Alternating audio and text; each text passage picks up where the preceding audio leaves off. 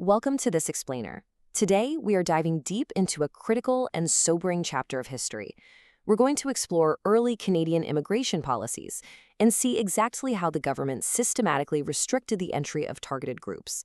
We'll specifically be looking at how financial barriers, like the head tax, and bureaucratic rules like the continuous journey loophole were weaponized to shape a nation's demographics. Let's jump right in. Here's a quick look at our roadmap for today. We'll cover 1. Values behind the laws, 2. The Chinese head tax, 3. Redefining undesirable immigrants, 4. The continuous journey loophole, 5. The Komagata Maru standoff, and 6. Legacy of restrictive policies. Okay, Section 1, Values behind the laws, shifting policies. To really grasp these early policies, we first have to look at what the Canadian government actually valued back in the late 1800s and early 1900s. You see, immigration laws are basically a mirror. They reflect a government's values at any given time. In the late 19th century, certain politicians promoted policies to encourage diverse groups to settle. But as the 1900s rolled in, the mood shifted drastically, depending on who was in charge and what the economy needed. Deciding who gets a warm welcome and who gets firmly shut out tells us exactly what those changing priorities were. Moving on to Section 2, the Chinese head tax, which acted as a major financial barrier. So initially, Chinese laborers were actively recruited. The government desperately needed workers to build the massive Canadian Pacific Railway. But once that project was done, total shift to exclusion. And their primary tool was financial. In 1885, they introduced the head tax. This meant a Chinese immigrant had to pay $50 just for the right to cross the border into Canada. But wow, $50 was just the beginning. The truly crucial thing to note here is how aggressively this escalated. The government just kept passing policies to hike that tax up, aiming to completely choke off Chinese immigration. By 1903, that entry fee had skyrocketed to a staggering $500. Now, let's put that massive number into perspective. Back then, Chinese workers were making an average of just $1 a day. Think about that. That's 500 days of back-breaking labor without spending a single cent on food or rent just to pay for one person's entry. It was an impenetrable financial wall that literally forced families apart, leaving spouses and kids indefinitely behind in China while laborers worked in Canada. All right, Section 3, redefining undesirable immigrants and expanding the government's power. The government didn't stop at financial barriers. They wanted broader legal power to keep people out. This shift really kicked into gear in 1906 under the new Minister of the Interior, Frank Oliver. He pushed for a much tighter grip on the borders, introducing the 1906 Immigration Act. It gave the government sweeping new powers to restrict landing and even deport people within 2 years of arriving. Look at the actual language here. It strictly targeted anyone labeled undesirable, turning people away based on disabilities, health, or just being a pauper or destitute. Basically, they effectively criminalized poverty and illness right at the border. And the legislation got even more restrictive. By 1910, they updated the act with this incredibly broad language, officially giving the government power to permanently prohibit specific races. They actually used the flimsy excuse of certain races being unsuited to the climate of Canada to create a legal mechanism for outright racial exclusion. Wild, right?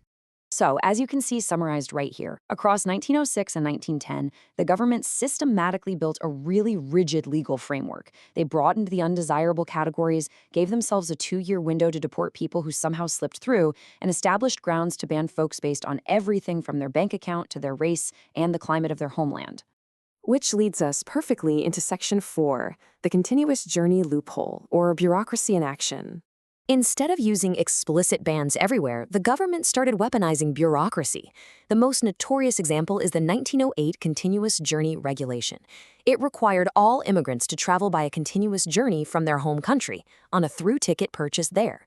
Now, on paper, sure, it sounds like standard administrative red tape, but in reality, it was an insurmountable geographical wall specifically engineered to block immigrants from places like India or Japan simply because direct shipping routes to Canada didn't exist at the time. And it wasn't just targeting Asian immigrants either. We can see the very real human impact of this bureaucratic weapon in this 1911 letter. A black farmer living in Oklahoma trying to escape intense racism in the US applied to move to Canada. The Canadian authorities denied him. Why? Because he was originally a native of British Guiana. Even though he lived in the US now, He couldn't legally make a continuous journey from his native country on a through ticket. It was a calculated loophole, and it was working exactly as intended to keep marginalized groups out. Let's look at Section 5, the Komagata Maru standoff, as system tested. This complex web of restrictive rules eventually led to a massive, tragic test in the Vancouver harbor. On May 23, 1914, a Japanese steamship called the Komagata Maru arrived. It had sailed all the way from Hong Kong with 376 passengers from India, mostly Sikh men seeking admission to Canada. Now, these passengers knew the law. They had planned this entire trip deliberately to meet those incredibly strict continuous journey conditions. But when they arrived, the authorities still refused to let them in. Take a look at the stark contrast in these two images. On the left, you have this incredibly crowded, tense deck full of human beings just fighting for a better life. On the right, local Vancouver onlookers gathered casually on the wharf, literally just watching the standoff. For the crowds on the dock, it was a spectacle. But for the passengers, it was a desperate fight for their dignity and their future, resulting in a tense standoff with Canadian officials that dragged on for over 2 months. Unsurprisingly, conditions on that ship deteriorated fast. As politicians debated ashore, the Canadian government actually took the incredibly harsh step of denying food and water to the passengers. They wrote letters to a local paper describing their grim reality, saying they were in great disappointed and miserable conditions, and pointing out that the immigration department was essentially holding them prisoner. They had arrived legally prepared only to be met by a government denying them basic human survival provisions. The standoff ultimately ended in tragedy. The government never backed down, forcing the ship out of Vancouver Harbor on July 23, 1914. After another grueling 2-month voyage back to India, those exhausted passengers arrived only to be met by British authorities trying to arrest 20 men they labeled ringleaders. A riot broke out, and 20 passengers were shot and killed. It was a fatal consequence of policies firmly rooted in exclusion. Finally, Section 6, Legacy of Restrictive Policies. Reflecting on the past, it's fascinating and deeply sobering to look at the stark shift in national perspective over a century. We go from the unapologetic, legalized exclusion written right into the 1910 Immigration Act, hiding behind flimsy excuses like climate suitability, all the way to a formal, public reflection exactly 100 years after the Komagata Maru incident. In 2014, the Premier of British Columbia officially addressed this historical injustice. And look at what was said. The statement clearly acknowledges that the government of the day denied those passengers entry purely because of their ethnicity. It was a long overdue formal recognition that all those bureaucratic barriers, the continuous journey rules, and the exorbitant head taxes were never about logistics or climate. They were always racially motivated tools of exclusion. So I'm going to leave you with this provocative question drawn straight from our historical sources. When you look at head taxes specifically designed to bankrupt families and continuous journey rules engineered to trap people on the other side of the ocean, what do these immigration policies really tell us about the perspective of the government that wrote them? If laws dictate who gets to step foot inside a nation's borders, what do they ultimately reveal about the character of the people holding the pen? Something to really think about. Thanks for joining me on this explainer.